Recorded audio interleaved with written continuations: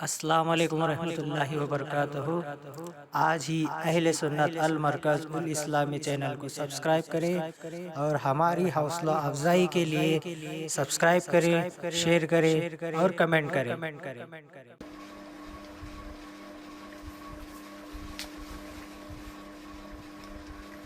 السلام علیکم ورحمۃ اللہ وبرکاتہ۔ بسم اللہ الرحمن الرحیم۔ الحمد للہ رب العالمین والعاقبۃ للمتقین والصلاة والسلام علی سید الانبیاء والمرسلین وعلی آلہ وصحبہ اجمعین، اما بعد فقد قال اللہ تبارک وتعالی فی القرآن الکریم، اعوذ باللہ من الشیطان الرجیم، بسم اللہ الرحمن الرحیم۔ یا ایہا الذین آمنوا کتب علیکم الصیام کما کتب علی الذین من قبلکم لعلکم تتقون۔ صدق اللہ العلی العظیم وبلغنا رسولہ النبی الکریم ونحن علی ذلک لمن الشاہدین والشاکرین والحمد للہ رب العالمین۔ قال اللہ تبارک وتعالی فی شأن حبیبہ الکریم، ان اللہ وملائکتہ یصلون علی النبی یا ایہا الذین آمنوا صلوا علیہ وسلموا تسلیما۔ اللہم صلی علی سیدنا و شفیعنا و نبینا و حبیبنا مولانا و ملجانا محمد صلی اللہ علیہ وسلم، صلو علیہ صلاۃ وسلام علیک یا رسول اللہ صلی اللہ تعالی علیہ وسلم۔ معزز ناظرین، اللہ تبارک و تعالیٰ کا بنت شکر احسانی کہ اللہ تبارک و تعالیٰ نے محض اپنے فضل و کرم سے اور حضور نبی اکرم صلی اللہ تعالی علیہ وسلم کے صدقے ہم تمام کو ماہ رمضان المبارک کے دوسرے روزے کی سحری کی توفیق عطا فرمائی۔ اللہ تبارک و تعالیٰ سے دعا ہے کہ مولا تبارک و تعالیٰ ہم سبوں کی آج کے اس روزے کو قبول فرما اور ہم تمام کو عبادات کی توفیق عطا فرما اور ہم تمام کو روزے کی لذت نصیب فرما اور ہم تمام کو برائیوں سے محفوظ فرما۔ اللہ تبارک و تعالیٰ قرآن پاک میں ارشاد فرماتا ہے کہ اے ایمان والو، تم پر روزے فرض قرار دیے گئے جیسا کہ تم سے اگلوں پر روزے فرض تھے، تاکہ تم متقی اور پرہیزگار بن جاؤ۔ روزے کی حکمت بندے کے اندر تبدیلی پیدا کرنا ہے۔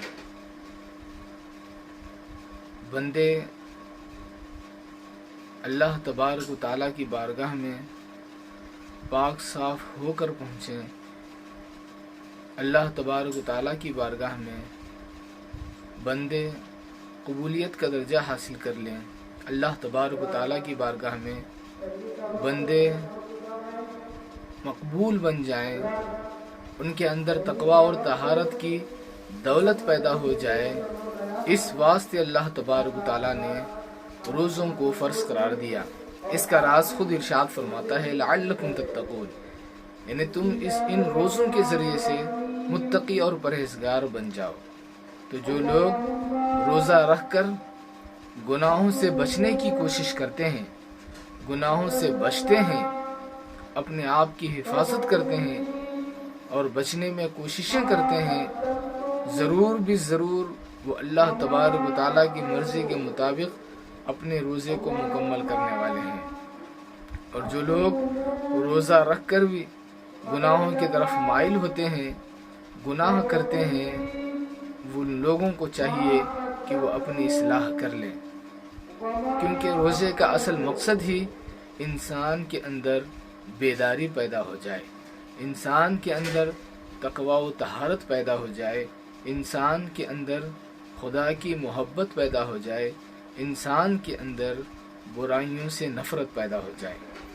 جس بندے کے دل میں برائیوں سے نفرت پیدا ہوتی ہے اور اپنے آپ کو برائیوں سے جو بندہ روک لیتا ہے، کوششیں اگر کوئی کرتا ہے، تو وہ لائق مبارکباد ہے کہ اس نے اپنے روزے کو اللہ تبارک و تعالیٰ کی مرضی کے مطابق مکمل کرنے کی کوشش کی ہے۔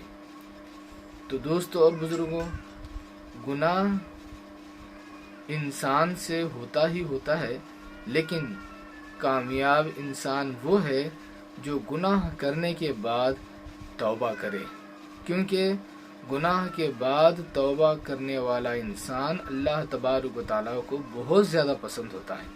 اس لیے فرماتے ہیں کہ ابتدا سے لے کر انتہا تک گناہ نہ کرنا یہ فرشتوں کا کام ہے۔ فرشتوں کا معاملہ ابتدا سے لے کر انتہا تک گناہ سے محفوظ رہ جانا، گناہ نہ کرنا، یہ فرشتوں کا معاملہ ہے۔ یہ فرشتوں سے پیدائش سے لے کر اخیر تک ان سے گناہ نہیں ہوتے، وہ معصوم ہوتے ہیں۔ اور پھر دوسری قسم جو ہے ابتدا سے لے کر انتہا تک برائیوں میں، گناہوں میں مبتلا رہنا، ابتدا سے لے کر انتہا تک گناہوں میں مبتلا رہنا یہ شیطان کا کام ہے۔ اور تیسرا کام گناہ کرنا اور اس کے بعد پھر توبہ کرنا یہ اولاد آدم کا کام ہے۔ تو دوستو اور بزرگوں، مکمل طور پر گناہ سے محفوظ، ابتدا سے لے کر انتہا تک کسی قسم کی خلاف ورزی نہیں، یہ جو ہے نہ گناہ، نہ لغزش، نہ کسی قسم کی کوئی چیز، یہ فرشتوں کا معاملہ ہے۔ اور دوسرا معاملہ ابتدا سے لے کر انتہا تک گناہوں میں مبتلا رہنا یہ شیطان کا کام ہے۔ اور پھر گناہ کرنا، اس کے بعد پھر توبہ کرنا یہ اولاد آدم کا کام ہے۔ تو اس لیے ہم سے اگر کوئی گناہ ہو جائے تو ہم اس گناہ پر اللہ تبارک و تعالیٰ کی بارگاہ میں توبہ کریں کہ الہی تو ہمیں معاف کر دے، تو ہماری بخشش کر دے، ہم سے گناہ ہوا یا اللہ تو ہمیں معاف کر دے۔ تو اس لیے انسان وہی لائق احترام ہے جو اپنی حقیقت کو پہچانے، جو گناہ کے بعد توبہ کی طرف رجوع ہو۔ اس لیے دوستو اور بزرگوں، ہم اگر کوئی غلطی ہم سے ہو جائے تو ہمارے لیے ضروری ہے کہ ہم فوری اللہ تبارک و تعالیٰ کی بارگاہ میں رجوع ہوں اور اللہ تبارک و تعالیٰ سے معافی تلافی چاہیں، رب تبارک و تعالیٰ کی بارگاہ میں مغفرت چاہیں کہ الہی تو ہمیں بخش دے۔ کیونکہ بندے کے اندر جب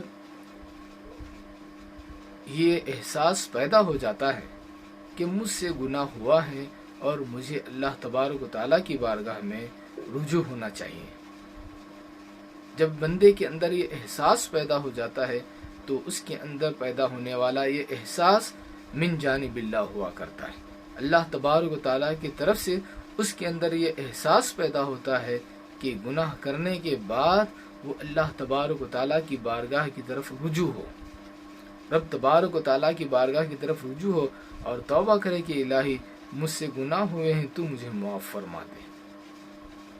کامیاب انسان وہی ہے جو اپنے گناہوں پر معافی مانگے، جو اپنے گناہوں پر معافی چاہے۔ تو اس لیے دوستو اور بزرگوں، ہم رمضان کا مہینہ ہمیں نصیب ہوا ہے، رمضان المبارک کے اس مقدس مہینے میں ہم اپنے آپ کو گناہوں سے بچانے کی کوشش کریں، ہماری سوچ و فکر میں بھی گناہ نہ آئے، اس بات کی آپ کوشش کریں، ہم سے کوئی گناہ نہ ہو، کسی قسم کی برائی نہ ہو، ہم اس بات سے اپنے آپ کو بچانے کی کوشش کریں۔ اگر ہم اس بات کی کوشش کریں گے تو ضرور بے ضرور رحمت خداوندی ہمیں نصیب ہوگی اور اللہ تبارک و تعالیٰ کی مہربانی ہم پر ہوگی۔ رب تبارک و تعالیٰ کی مہربانی اگر بندے پر ہو جائے تو بندہ اللہ تبارک و تعالیٰ کی بارگاہ میں اس بات پر جتنا بھی سجدہ شکر ادا کرے وہ بہت ہی کم ہے۔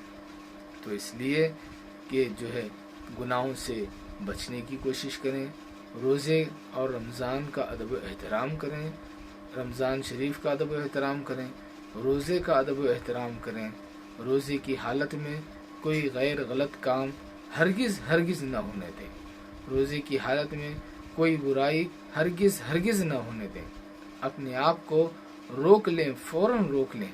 اگر کوئی ایسا گناہ کا موقع آ جائے تو فوراً آپ اپنے دل میں، اپنے ذہن میں یہ خیال و تصور لائیں کہ اللہ تبارک و تعالی مجھے دیکھ رہا ہے اور رب تبارک و تعالی کے لیے میں نے روزہ رکھا ہے. اگر یہ خیال آپ کے اندر پختہ ہو جاتا ہے، رب کے دیکھنے کا احساس آپ کے اندر پیدا ہو جاتا ہے، تو دوستو اور بزرگوں، گناہ سے آپ بآسانی بچ سکتے ہیں. احساس پیدا ہونا ضروری ہے کہ میں روزے سے ہوں، اس بات کا احساس رہے. کب؟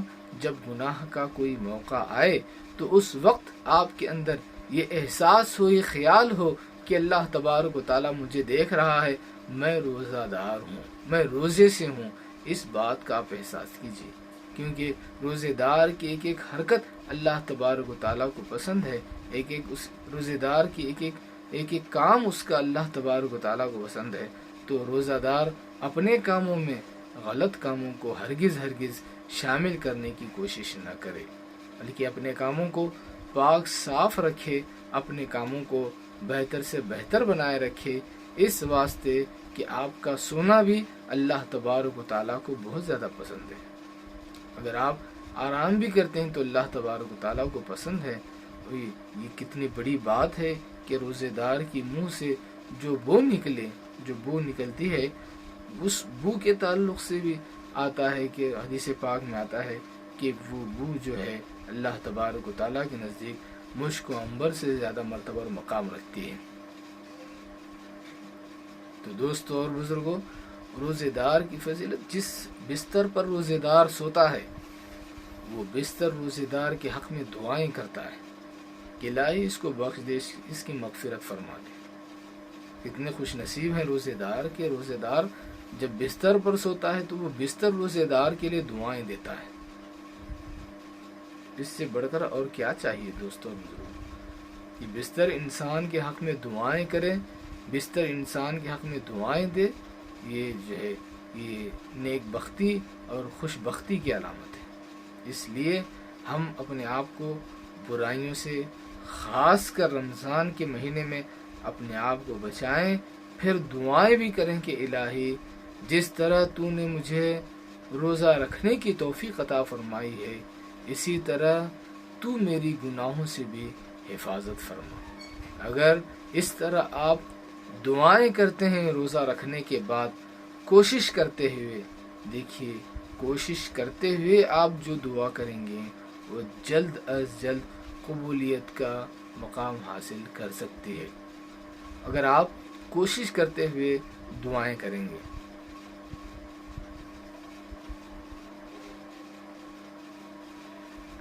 اس لیے آپ کی دعائیں کوشش کے ساتھ ہونی چاہیے.